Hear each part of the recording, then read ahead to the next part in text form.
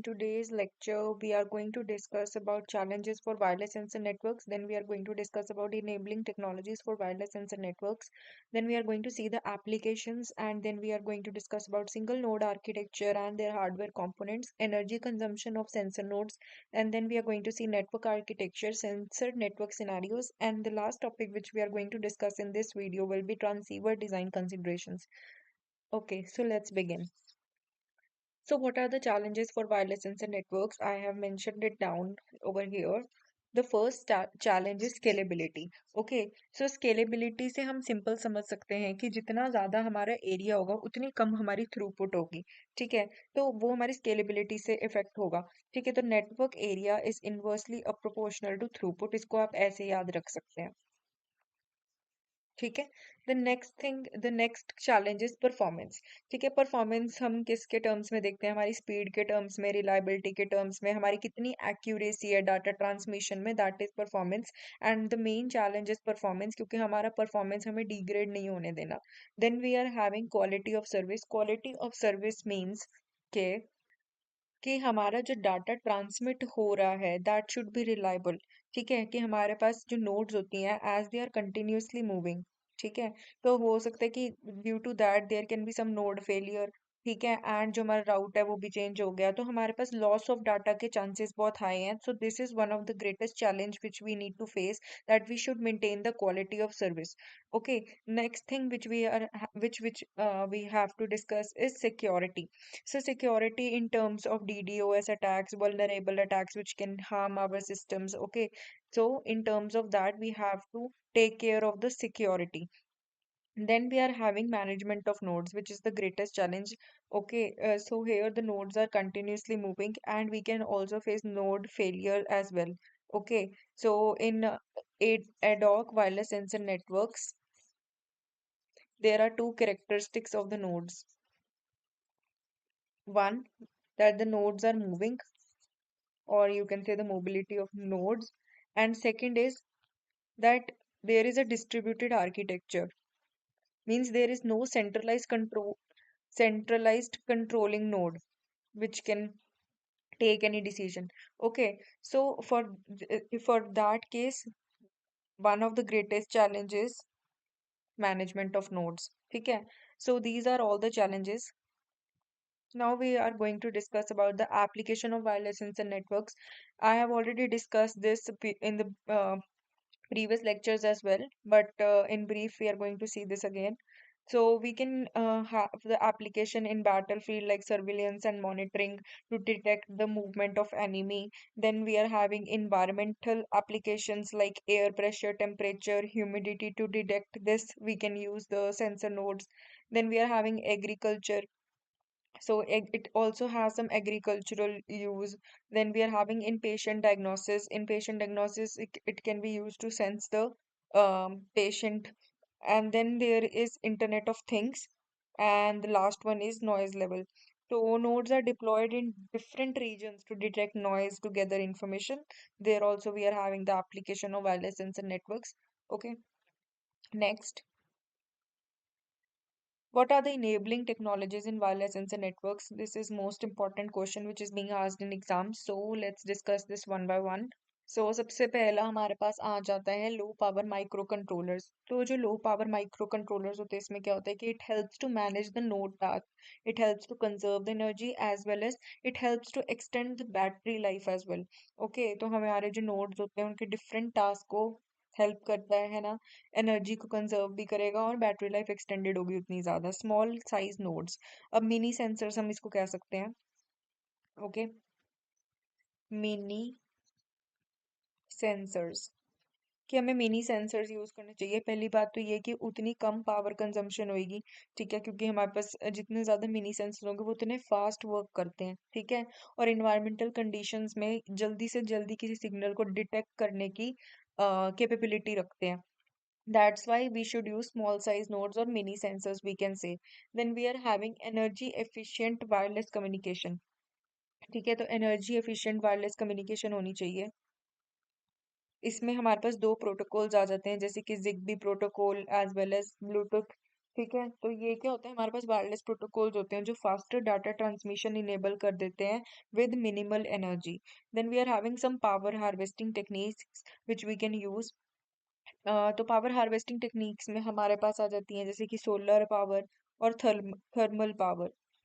ठीक है, तो सोलर एंड थर्मल पावर क्या करती हैं, हमारी जो नोड्स हैं उनको रेदर देन बैटरी से चार्ज करें, उससे अच्छा है कि हम सोलर या थर्मल एनर्जी का यूज करके हम अपनी नोड्स को चार्ज कर सकते हैं.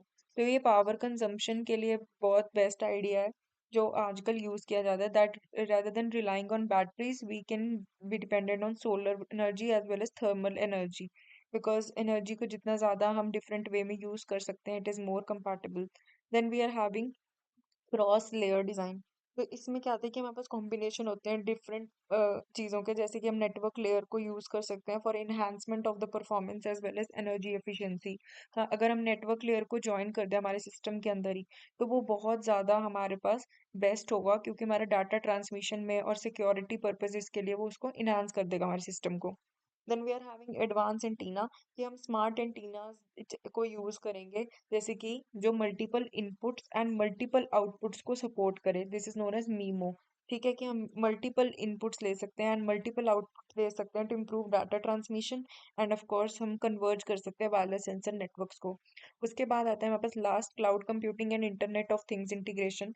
तो जो हमारा वायरलेस सेंसर नेटवर्क्स है, it can be integrated to cloud computing as well as Internet of Things to process and analyze large volumes of sense data, enhancing the scalability as well as intelligence. So, this was all about the enabling technology in wireless sensor networks. Next, we are going to discuss a single node architecture of wireless sensor networks. So this is very important. Okay, तो पहले तो हम इसको ही समझ लेते हैं कि हमारी सेंसर नोड और मोट में क्या फर्क होता है. तो सेंसर नोड, जो जिसको मोट बोलते हैं, it is a node in a sensor network that is capable performing some processing, gathering sensoring information and communicating with other connected nodes. Suppose मेरे पास एक ये नोड है, ठीक है, ये दूसरी नोड से कनेक्टेड है, ये प्रोसेस भी कर रही है डाटा को, ठीक है, और इनसे कनेक्टेड है, और कोई ना कोई रिश्ता बना के रख रही है, और कोई गैदर कर रही है इन्फॉर्मेशन, इनसे कम्युनिकेट कर रही है किसी ना किसी तरीके से. ठीक है, ये आपस में भी कम्युनिकेट कर सकते हैं, ऐसा नहीं है कि ये नहीं कर सकते. ठीक है, तो ऐसा जिसमें इन सबका इन्वॉल्वमेंट है, कुछ ना कुछ चल रहा है. ठीक है, कि कम्युनिकेशन भी हो रहा है, प्रोसेसिंग भी हो रही है डाटा की, तो इसको मैं मोट बोल सकती हूँ. लेकिन अगर कोई नोड है, ठीक है, और ये दो नोड्स तो आपस में एक्टिवली कम्युनिकेट करें, but this node is not actively communicating और gathering information, now this node can not be called as a mode. ठीक है, तो ये डिफरेंस समझना बहुत इंपॉर्टेंट है. ठीक है, तो अ मोट इज अ नोड, क्योंकि मोड जो है वो नोड हो सकती है, लेकिन node is always not a mode. ठीक है, so this line is very important. Then we are having the main components of sensor nodes are a microcontroller, transceiver, external memory, power source, and one or more sensors it can be. Okay, so let's see. So this is the architecture, right? We are going to see one by one. सबसे पहले आते हैं हमारे पास sensors, ठीक है, जिन्हें हम ADC भी बोल देते हैं. ये रे, मैं हाईलाइट कर देती हूँ. ठीक है, तो जो सेंसर्स होते हैं इसमें क्या होते हैं, एडीसी होते हैं और सेंसर्स होते हैं. काफी सारे सेंसर्स हो सकते हैं, इट कैन बी वन और टू. ठीक है, तो एडीसी का मतलब क्या है, एनालॉग डिजिटल कन्वर्टर. इसका काम क्या होता है कि ये फिजिकल डाटा को किस में कन्वर्ट करता है, डिजिटल डाटा में. और ये कैसे कन्वर्ट करेगा, ये हमारी एनर्जी को यूज करता है, जैसे कि टेम्परेचर, लाइट, इन सब चीजों से फिजिकल डाटा को डिजिटल डाटा में कन्वर्ट करता है to sense the data. Okay, after that this data needs to be process, that's why it is going to micro controller which is the processing unit. ठीक है, micro controller को processing unit भी बोल देते हैं, क्योंकि ये प्रोसेस करते हैं सेंस डाटा को और एग्जीक्यूट करता है जो भी हमारे पास इंफॉर्मेशन सेंस हुई from memory and communication unit as well. ठीक है, ये हमारी एक्सटर्नल मेमोरी है, और ये मेरा कम्युनिकेशन यूनिट है, that is known as transceiver. ठीक है, तो ये माइक्रो कंट्रोलर इनसे कम्युनिकेट करता है to after the data is being sensed. ठीक है, उसके बाद आता है हमारे पास communication unit which is known as the transceiver. ये क्या करता है, ये डाटा को टू एंड फ्रो सेंड करता है from the base station to sensible nodes. इसमें हम प्रोटोकॉल्स यूज करते हैं, वायरलेस सेंसर नेटवर्क्स प्रोटोकॉल, जैसे कि जिगबी, वाईफाई, एटसेट्रा. ठीक है, तो transceiver basically acts as a communication unit, and it make sure that there is reliable communication between the base station as well as the sensing nodes. Then we are having the power source.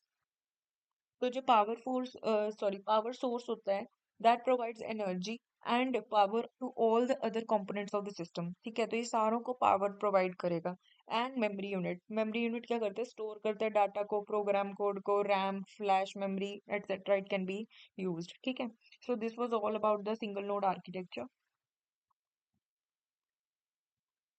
Next we are having energy consumption of sensor nodes.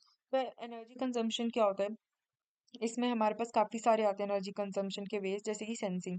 सबसे ज्यादा energy consume कब होगी, जब हम data को sense कर रहे हैं ऑफ कोर्स एनवायरनमेंट से, तो एनर्जी कंज्यूम होएगी वहां पर। ठीक है, the second is data processing. Of course हमने कोई भी रॉ डाटा है उसको कलेक्ट किया, ठीक है, अब इस रॉ डाटा को हमें इधर उधर कहीं पे भी भेजना है, तो इसको भेजना इतना यूजफुल नहीं माना जाएगा। इस रॉ डाटा को मुझे फिल्टर करना पड़ेगा, कंप्रेस करना पड़ेगा, various methods can be applied ताकि मैं इसको यूजफुल डाटा में कन्वर्ट करूं एंड उसको मैं कम्युनिकेशन के लिए भेजूं, that will be more beneficial as well as energy consume भी होगी।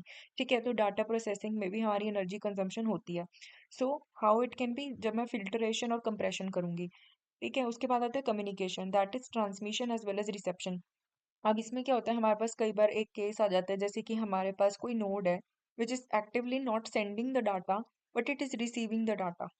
प्लीज इसको समझिए कि सपोज हमारे पास एक ये नोड है A and this is B. Okay, this wants to send the data. ठीक है, but it is not actively sending the data and B is ready to receive the data.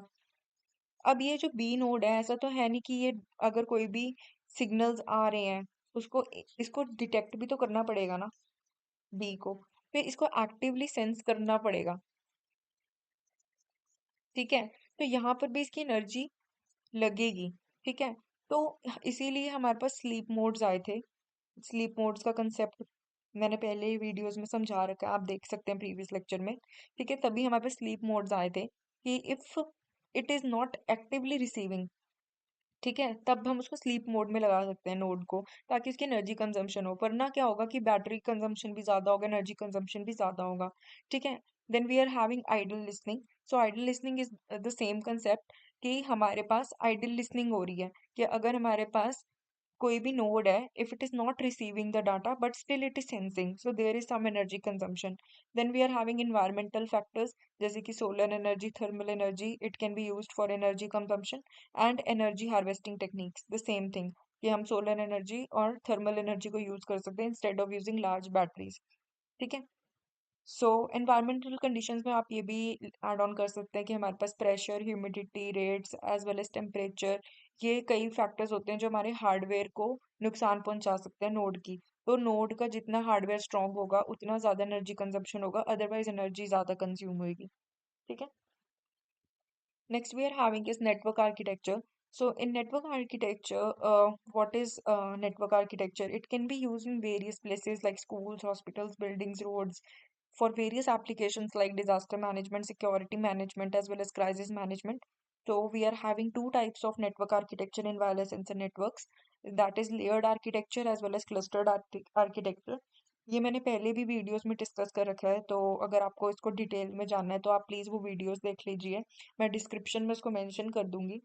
So layer architecture जो होती है वो इसमें 5 layers होती हैं वैसे, एंड 3 क्रॉस लेयर्स होती थी, जैसे कि physical layer, data link layer, network layer, transport layer as well as application layer. और जो हमारे पास इसमें 3 क्रॉस लेयर्स होती हैं वो होती हैं power management, mobility as well as task management के लिए। ठीक है, और जो हमारा क्लस्टर्ड आर्किटेक्चर है, इसमें जो हमारा नेटवर्क है उसको लेयर मतलब उसको उसमें हमारे पास एक बेस स्टेशन होएगा और हमारा जो नेटवर्क है it will be divided into different clusters. ठीक है, तो इस तरीके से ये इसका जो मेन क्लस्टर हेड होगा वो कम्युनिकेट करता है बेस स्टेशन के साथ। ठीक है, तो ये मैंने बहुत अच्छे से डिटेल में समझा रखा है, तो आप वहां से देख सकते हैं। Next, we are having transceiver design considerations. So, what are the design considerations for the transceiver? The first is frequency range, that it decides on the range of frequency the transceiver will operate on. This depends on the application like Wi-Fi, Bluetooth, radio communication. Next, we are having power efficiency, कि जो हमारा transceiver होता है वो power efficiently होना चाहिए for battery power devices like smartphones या फिर internet of things. Then we are having signal quality. Signal quality ensures कि जो हमारा ट्रांसमिटेड सिग्नल है that should be clear, it should be free from any distortion, कि उसमें कोई भी ऐसा नहीं कि ब्रेकेज आ जाए। ठीक है, तो जो रिसीवर है वो वीक सिग्नल्स को भी रिसीव करना चाहिए विदाउट टू मच नॉइज। ठीक है, then we are having range as well as sensitivity, कि हमारा जो रेंज है इट डिफाइंस द डिस्टेंस, कि कितना हमारा ट्रांसीवर कितने डिस्टेंस पर वर्क कर सकता है। ठीक है, और जो हमारा पावरफुल ट्रांसमीटर होगा उसकी इंक्रीज्ड रेंज हो सकती है। ठीक है, then we are having size as well as integration. Make the design compact, especially for portable devices while integrating essential components like antennas and filters. Then the last is cost. That हमारी जो ऐसा नहीं है कि हमें अगर अपनी quality को सैक्रिफाइस करना है तो सो वी शुड सैक्रिफाइस, क्योंकि हमारी प्रोडक्शन कॉस्ट है उसको हमेशा हमें लो पे सेट रखना है. So these are all the design considerations which should be kept in mind while designing the transceiver. Okay, so this was all for this video. See you in the next lecture. Bye.